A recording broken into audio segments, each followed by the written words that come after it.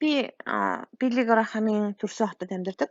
Тэгээд Билли Грахамын номын сан буюу түүний хамт амьдарч байсан үнэхээр олон улсаар сайн мэдээ түгээсэн хүн шүү. Тэгээд түүний номын санд ороход ариун сүнсээр дүүрэн байдаг. Тэр үнэхээр сайн мэдээг энэ номын сан зүр эхнээс нь эхлээл аудио байдлаар номын сан ажилладаг байгаа.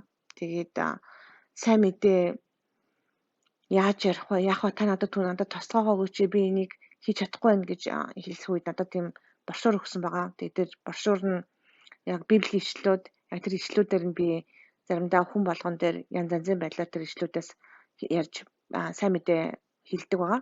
Тэгэхээр энэ бол үнэхээр Билли Грахамаар дамжуулаад надад өгсөн Бурхны үг шиг санагддаг. Тэгээд та бүхэн тэдгээр ишлүүдээ бас уншиж өгье гэж бодоод уншиж өглөө. Тэгээд та бүхэн эндээс харж агаад өөртөө бас сайн мэдэн дээр хэрэглээрэй гэж би та бүхэнд хэлж байна. Тэгээд мэдээж сайн мэдээг ариун сүнсээр төдөлөх ёстой.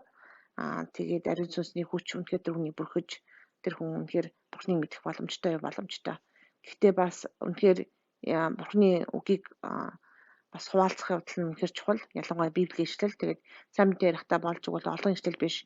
Нэг ишлэл, нэгээс хоёр ариун сүнсээс асууж байгаа тухайн хүнд яг тахирсан ишлэлээс олж өгөрөө. Тэгээд хэрвээ тухайн хүн үгүй за дараа болъё ч гэх юм уу. Одоо тэгэх юм бол яг одоо гэдэг ишлэл ч юм уу. Эсвэл яагаад Иесусээр итгэх ёстой юм гэх юм уу.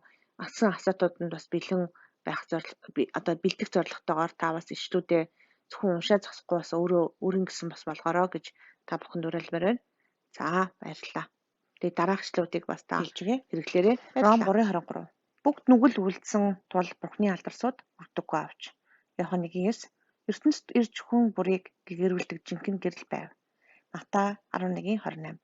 Зүдэд зүтгсэд хийгээд хүнд ачаа үрсэн бүгдээ надад ир. Би та нарыг амраая. Яков 4:8. Бурханд ойртох тун. Тэгвэл тэр та нарт ойртно. Тэгвэл та нар гараа цэвэрл. Хорьсноо та нар зүрхээ ариусга. Матай 18:14. Тийм та энэ багчуудаас хэн нэг нь алдагдах нь тэнгэрт байгаа эцгийн чинь хүсэл биш юм. Эфес 2:8. Нэг үслийн учир итгэлээрээ аргацсан та нараас бус харин Бурхны бэлэг бөгөөд. Иохан 3:16. Бурхан ертөнцийг үнэхээр хайрласандаа цорын ганц хүүгээ өгсөн тул хүүд итгэдэг бүхэн мөхөхгүй харин мөнх амьтаа байх болно. Иохан 6:37. Эцгийг надад өгдөг бүхэн над руу ирнэ. Над руу ирэх чиг би огт төөж гаргахгүй. Иохан 14:6. Иесус зам, үнэн, ам бол би байгаа юм. Хинч надаар дамжлахгүйгээр эцэгт хүрэхгүй. Иохан 6:29. Иесус тэдэнд та нар түүний илгээс нэгэн итгэх нь Бурхны ажил мөн гэж хариулав. Матай 7:7. Гуй тэгвэл та нарт өгдөнө. Хай тэгвэл та нар олно. Тогш тэгвэл та нарт нээгдэнэ. Исая 45:22. Би Бурхан надаас өөр Бурхан байхгүй тул дэлхийн бүх хязгаараа над руу эргэж аврагдах тун. 2 Коринтын 12:9. Тэр надад миний нэгүсэл чамд хангалттай. Учир нь мөхсөд миний хүч бүрэн төгс болдог гэж айлцсан. Эмт Христийн хүч надад орших тул би хэд баяртайгаар мөхслөөрөө илүү сайрхана. 2 Коринтын 6:2. Учир нь тэр тааламж цагт би чамайг сонссон. Авралын өдөр би чамд тусалсан гэж айлддаг. Харахтун одоо тааламж цаг, харахтун одоо авралын өдөр. Дуулал 119:18. Таны хуулийн гайхамшигт зүйлсийг надад харуулахаар нүдээ минь нэгээч. Иохан 14:27. Амар амгалан би танарт үлдээн. Амар амгалангаа би танарт өгнө. ертөнцийн өвдгөөс өөрийг би танарт өгч байна. Үр зүрхээ бүү шаналга, бүү төгшөцгөө. Дуулал 119:154. Миний хэргийг өмгөөлж намайг золиоч, үгийнхаа дагуу намайг сэргээгээч. Дуулал 37:7.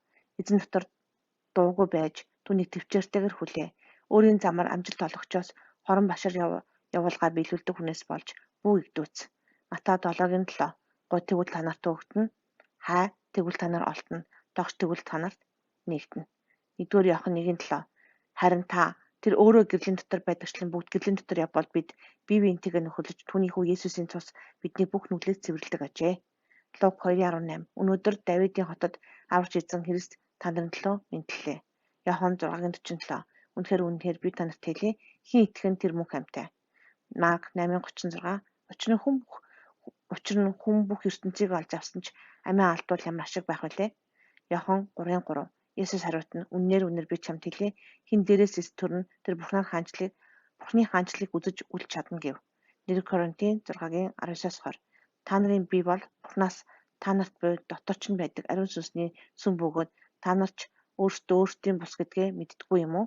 Та нарыг үнэтэйгээр худалдан авсан тул биеэрээ Бурхныг алдаршуул. Тит 2:14. Тэр өөрийгөө бидний төлөө өгсөн нь бидний аливаа ёс бус явдлыг золон сайн үнсэж зүтгэж тусгай ард түмнийг өөртөө цэвэршүүлэхийн тулд юм. За танд амжилт хүсье.